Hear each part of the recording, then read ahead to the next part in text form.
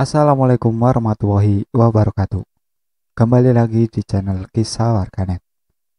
Cerita kali ini masih kelanjutan dari cerita peliharaan nenek, warisan yang tak diinginkan. Tak usah lama-lama, kita ke ceritanya. Hah? Serius lu? Kaget si Rati. Iya beneran. Apa itu ya? Ya lo keluarganya, masa nggak paham? Sahut Rati seolah tahu sesuatu. Enggak. Tapi semalam, kenapa sih? Lu nggak mau cerita? Tanya aku ke Rati lagi. Semalam, gua lihat nenek lu. Aneh bar. Belum selesai cerita, tahu-tahu nenek udah datang bawain teh anget. Minum ini, biar kuat kayak nenek nih. Makasih mbah, kata Rati. Waktu baru minum seteguk, Rati batuk, hampir muntah, dan nunjukin muka gak enak gitu. Kenapa Rati? Sambil aku usap punggungnya. Gak apa-apa kok, keselak, kata Rati kayak kelihatan bohong. Terusin duk minumnya, habisin, kata nenek sambil ngelus tangan Rati, terus cabut ke dalam rumah. Ngelihat nenek udah masuk, Rati bilang sama aku, Bar, sorry ya, tapi ini teh ketir amat. Mana ada pedes-pedesnya, ini teh apa jamu sih? Gak biasa kali lu sama teh orang sini. Punya gua manis kok. Rati kayak kesel, terus gak lanjutin minum tehnya. Aku juga heran sama dia, kenapa pahit? Padahal teh ini enak banget, wangi, dan manis madunya enak. Latihan cuma berlanjut 2 jam. Habis itu kita selesaikan sore-sore sambil nemenin nenek pergi ke pasar. Entah kenapa, nenekku pergi ke pasar sore-sore. Kan umumnya pagi. Waktu aku ke pasar, Rati kami tinggal di rumah sendirian karena demamnya belum pulih. Aku dan nenek ke pasar. Ternyata bukan beli bahan makanan, tapi beli beberapa kain dan aksesoris sanggul. Nenek memang suka dandan. Aku suka diajak juga waktu kecil buat beli beberapa riasan wajah. Selesai dari pasar, aku gak heran sih dengan tatapan warga di desa ini yang rata-rata sinis. Tapi waktu aku lihat ekspresi nenek, dia chill aja, macam gak peduli. Aku lihat dari jauh Rati di depan rumah sambil selimutan megang golok. Serem dah. Turun dari becak, aku jalan duluan daripada nenek dan nyamperin Rati. Habis nebang bambu lu, ledek aku. Gua mau balik sekarang. Sambil agak berbisik berjalan dekati aku, tapi ngebentak. Aku bingung, kenapa sih ini Rati? Aku mohon sama dia buat nginep 1 hari lagi, tapi dia diam aja. Di sini puncaknya, malam ini Rati tidur duluan tanpa ngomong sama sekali ke aku. Terakhir, dia ngomong minta pulang. Aku salah apa ya? Malam itu sekitar jam 1:30, persis di jam yang sama kemarin aku bangun. Aku ngerasa tenggorokan gatal lagi. Akhirnya aku ambil minum. Tapi setelah minum, aku merasa mual dan akhirnya muntah di dapur. Kaget, yang keluar dari mulutku ternyata gumpalan hitam. Dan ada darah juga. Aku jijik dan takut. Akhirnya aku panggil nenek. Tapi yang keluar malah Rati. Loh, apa itu Bar? Kaget Rati. Nggak tahu, aku nggak tahu, aku takut. Aku jelasin ke Rati, sambil Rati bopong aku ke kamar. Nenekmu mana? Tanya Rati. Aku cuma geleng kepala, dan Rati keluar kamar, nyari nenekku. Aku bingung, nenek kamarnya ada dekat dapur, Tapi kenapa gak keluar? Aku teriak sekencang itu. Waktu nunggu Rati di kamar, aku ngerasa ada yang manggil namaku dari luar. Suaranya aku kenal, tapi gak tahu siapa. Betul aja aku keluar kamar. Di kamar depan tempat latihan nari, terbuka pintunya. Aku lihat di situ ada perempuan, mirip ibuku. Di situ juga, aku lihat ibu terduduk depan cermin, sudut kamar. Lah, Bu, kok di sini? Tanya aku, tapi ibu nggak jawab. Di situ ibu nengok ke arahku, terus pergi lalu aja. Aku ikutan ibu keluar. Waktu keluar, lorong menuju dapur gelap sekali. Nggak kelihatan apapun kanan kirinya. Aku takut sekali waktu itu. Ini si Rati kemana ya? Akhirnya duduklah aku di sofa depan. Dari luar rumah, aku dengar ada senandung sinden laki-laki, diiringi musik. Dalam hati, siapa yang gelar hajatan pagi-pagi buta gini? Tapi diselingi juga ada suara perempuan nangis. Aku makin penasaran. Akhirnya aku keluar rumah. Sunyi, dingin, senyap. Angin gak ada. Aku pecahkan suasana itu dengan teriak, "Rati!" Tetap gak ada sautan. Akhirnya, aku masuk lagi buru-buru. Duh, kenapa sih ini? Aku bingung. Aku takut sendirian. Rati sama nenek kemana sih? Gak lama suara sinden itu dan suara tangis perempuan itu kedengeran lagi dari dalam rumah. Ini apa sih sebenarnya? Masuk ke kamar, aku juga dibuat kaget ngelihat ada perempuan menari menghadap lemari. Gerakannya gemulai dan handal banget kelihatannya. Aku pikir itu Rati, tapi waktu orang itu hadap perlahan menyamping, aku lihat itu wajahku. Sontak kaget, aku mundur dan jatuh. Ini apa? Ini kenapa? Lagi-lagi, aku tampar diri sendiri, berharap ini mimpi. Lagi dia mematung, tiba-tiba, anak perawan, masih wangi, kulitnya halus, rambutnya sama kayak ibu. Namanya Ambar sayang. Mendengar itu aku kaget dan bangun lagi menuju sumber suara. Iya, kamar nenekku. Waktu aku masuk kamar nenek, aku lihat ada diriku sendiri yang tadi lagi menari. Tahu-tahu ada di depan cermin rias kamar nenek, tanpa ada nenek di sekitar situ. Ternyata betul, karena nenek ada di dapur, lagi berbincang sama sesuatu yang aku sendiri gak tahu apa itu, entah manusia atau bukan. Siletnya perempuan pakai mahkota, tapi dia posisinya tiduran di meja makan. Telungkup posisinya sambil tangannya mengadah ke dagu. Setengah badan ke bawah, aku gak jelas. Intinya, kelihatan gak punya kaki. Aku semakin bingung dan lemas. Akhirnya aku pingsan. Di saat yang bersamaan, aku bangun di pangkuan Rati yang lagi nangis. Ambar, bangun Bar, gua takut. Di sebelah Rati ada nenek. Rautnya tenang, tersenyum, seolah gak ada apa-apa terjadi. Bangun Duk, mandi yuk. Lagi lemes begini, bisa-bisanya disuruh mandi. Akhirnya aku bangun, tapi aku tanya dulu ke nenek. Sebenarnya Ambar kenapa, Nek?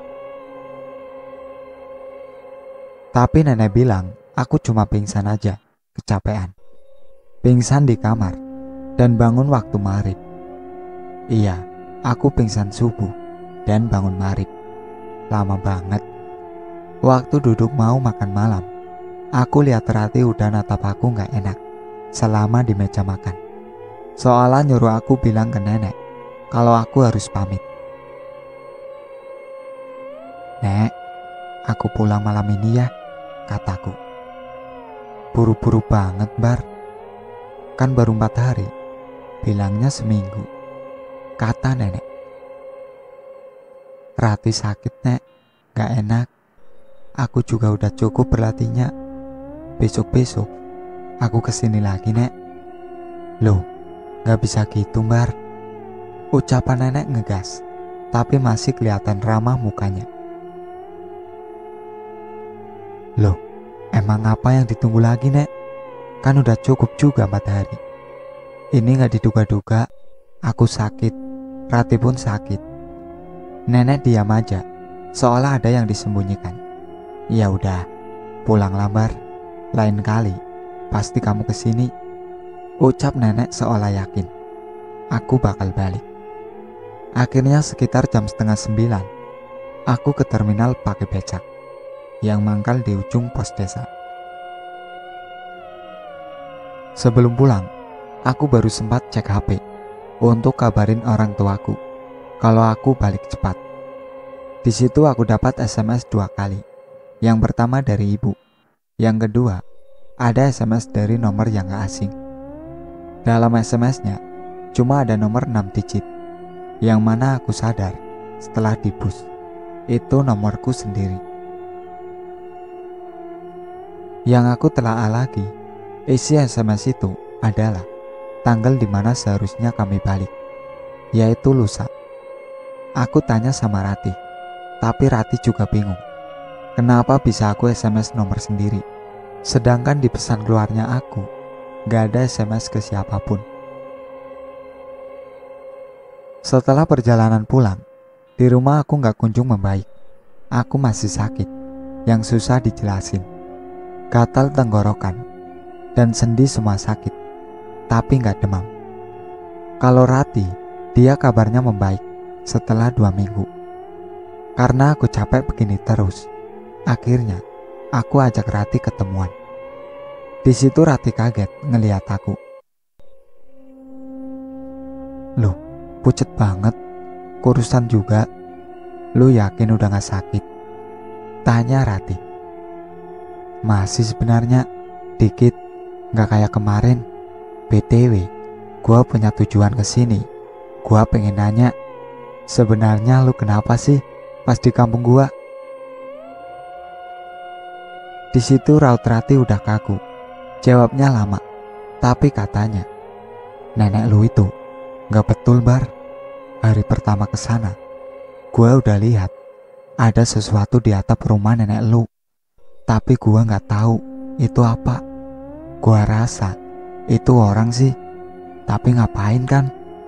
Di hari kedua, waktu gua ambilin lu minum, gua lihat nenek lu gelagatnya aneh di kamar. Terus gua lihat ada ibu lu di sofa, lagi duduk liatin gua. Abis itu dia kayak ngeludah. Tapi Bar, ibu lu dipocongin, makanya gua lari. Airnya tumpah. Yang lebih bikin gua kesel, waktu lu ke pasar, gua tidur, ada yang selalu manggil-manggil nama lu dari luar rumah, tapi arahnya dari belakang rumah. Waktu gua cek gak ada. Akhirnya gue makanlah aja tuh, karena gue lapar.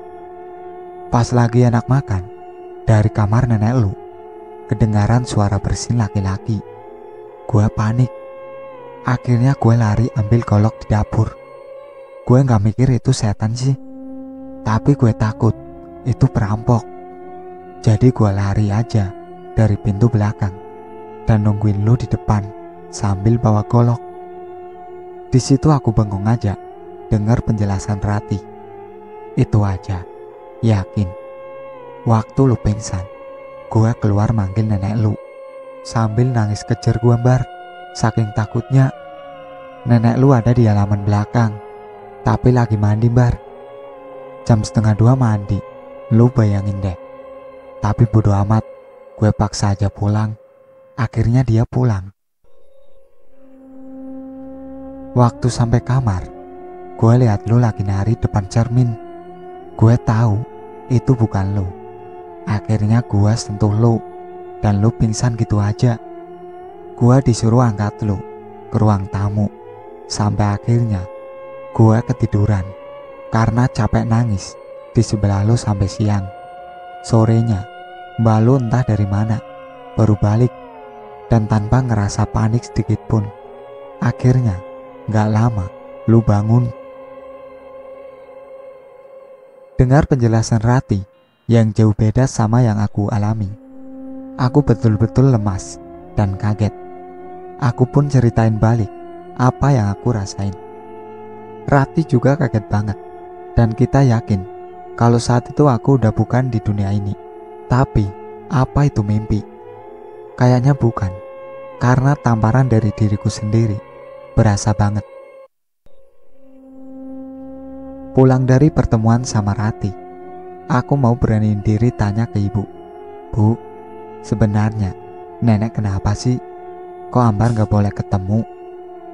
Ibuku diam lama banget. Akhirnya aku tinggal pergi ke kamar. Tapi waktu mau tidur, ibu ke kamarku basa-basi. Tadi nanyain nenek kenapa? Kamu pengen banget ketemu. Iya bu, kamu udah dewasa. Udah saatnya kamu tahu. Nenek itu bukan orang yang baik. Kenapa ibu betul-betul gak mau ajak kamu kenal dia? Bahkan ibu sendiri pun ngeri ketemu dia. Karena dia selalu cari pewaris peliharaannya Bar. Waktu ibu muda, ibu dipaksa ikut sanggar. Tapi ibu tahu tujuan dia apa. Ibu gak mau jadi pewaris apapun. Itu aliran dia. Kamu tahu kan foto kakek di kamar nenek? Itu bukan kakek kandungmu Bar. Kakek kandungmu sebetulnya masih hidup. Tapi waktu ibu remaja, dia pergi ninggalin nenek. Udah ibu ingatkan sama nenek, jadi orang biasa aja. Jangan demi ketenaran, kecantikan, dan kepuasan dunia rela berbuat yang merugikan orang. Dia sudah banyak menikah Bar setelah ibu merantau ke Bandung. Dia udah menikah dengan 3 laki-laki. Laki-laki terakhir dia nikahi, itulah kakekmu yang kamu pernah jumpa waktu kamu kecil. Baik kan orangnya? Memang baik. Gak pantas sama nenekmu yang macam pelacur itu. Tapi dari pernikahan semua itu, nenekmu gak dikasih keturunan. Cuma sama suami pertamanya aja, yaitu ibu. Ibu gak tahu alasan kenapa gak punya anak. Dan rata-rata kakekmu itu meninggal dengan gak wajar. Sebetulnya nenek kamu udah mau taubat semenjak menikah dengan kakekmu yang terakhir. Tapi karena kakekmu udah meninggal duluan, akhirnya nenekmu berulah lagi.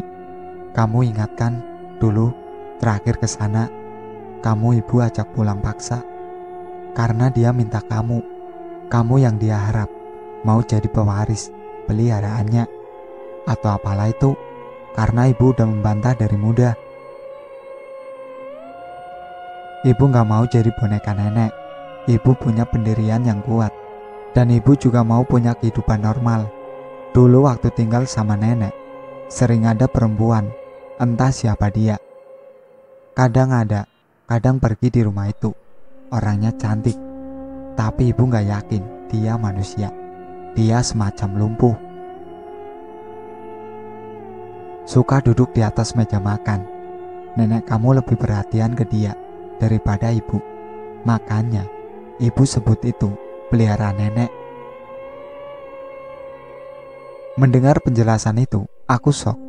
Apa yang diceritakan ibu sudah aku lihat dengan mata kepala sendiri. Dan kebenarannya betul-betul cocok sama yang aku alami. Gak bisa berkata, tapi nasi sudah menjadi bubur. Aku yang polos dan bodoh ini bisa-bisanya melawan orang tua kemarin dan mementingkan ego. Singkat cerita, hari itu hari pentas. Aku sudah siap gladi resik. Walaupun lutut dan sendi-sendiku berasa kaku, tapi aku tetap paksakan seolah gak pernah terjadi apa-apa. Riasanku sudah rapi dan beres. Rati nyemangatin aku terus. Yang rapuh ini dari belakang panggung. Keren banget nih pasti Lumbar. Pasti gak sia-sia perjuangan kita nanti. Semangat yuk. Mendengar itu aku ngerasa lebih lega. Setting panggung dan sambutan sudah mulai terdengar. Suara musik tarianku dimulai. Aku mulai masuk ke pelantaran. Mulai menari dengan santai dan menutup mata agar aku menghayati musik dan gerakannya. Seketika itu aku hanyut. Waktu aku buka mataku, aku menari di hadapan orang-orang berseragam, tanpa mata, tanpa ekspresi. Cuma ada satu orang yang menyeringai di sudut para penonton itu. Iya, itu nenekku. Kapan dia datang? Aku sudah hilang fokus. Setiap gong dipukul dan mataku dipejam. Keadaan berubah lagi, jadi aula kampus.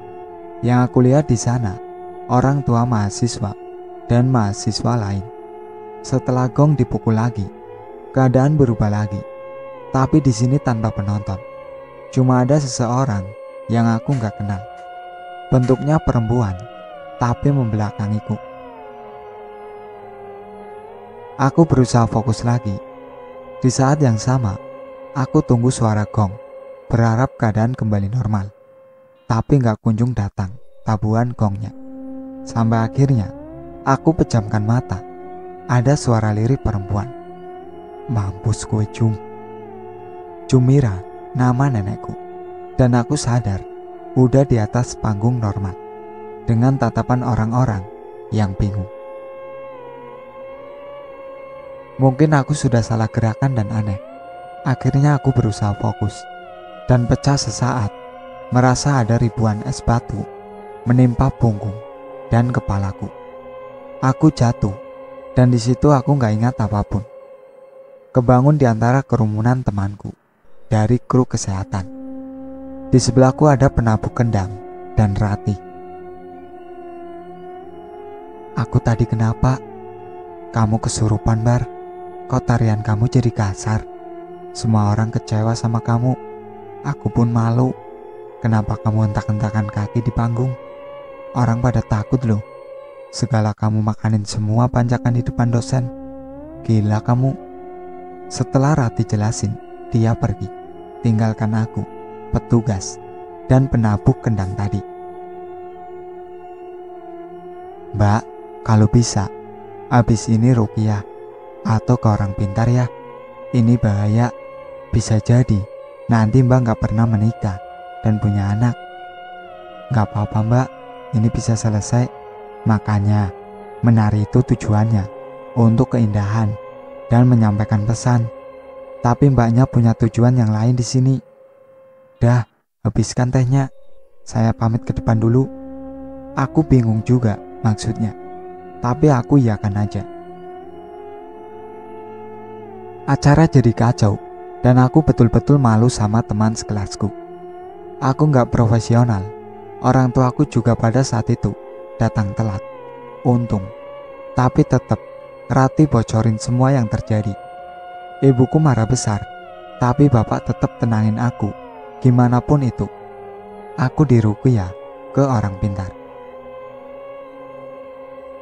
Double. Akhirnya 2 hari setelah itu, kondisiku membaik. Sendi-sendi gak berasa sakit, dan aku udah mulai doyan makan. Gak kurus lagi aku. Nenekku gimana? Sebulan setelah kejadian itu, nenekku meninggal gantung diri. Kata orang kampung sekitar, nenek dibunuh orang karena menurut warga ada yang menjanggal di kematian nenek. Tapi sampai sekarang gak ada yang tahu siapa yang membunuh nenek. Aku sedih dengarnya, tapi ibu dan bapak puas. Aku sempat balik lagi ke desa untuk mengurus pemakaman nenek. Aku tetap jadi orang yang pemaaf dan penurut ke segala tuntutan. Makanya aku tetap kasihan sama nenek, walaupun nenek udah berusaha mengambil jiwaku.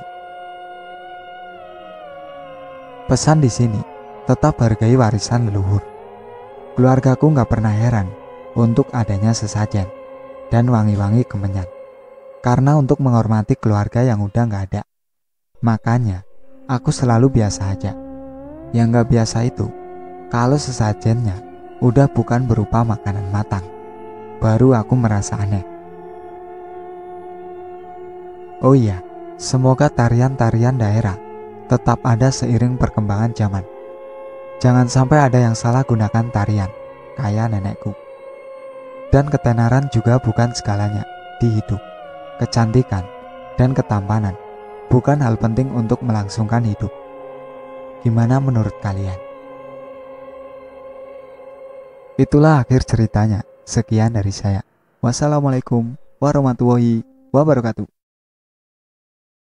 Jangan lupa like, komen, dan subscribe channel ini.